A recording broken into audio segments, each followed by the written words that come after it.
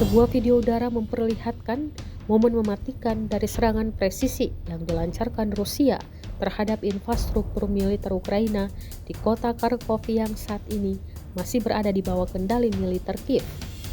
Serangan tersebut terjadi pada Senin 15 Juli 2025 dengan target fasilitas militer strategis yang berada di wilayah kota.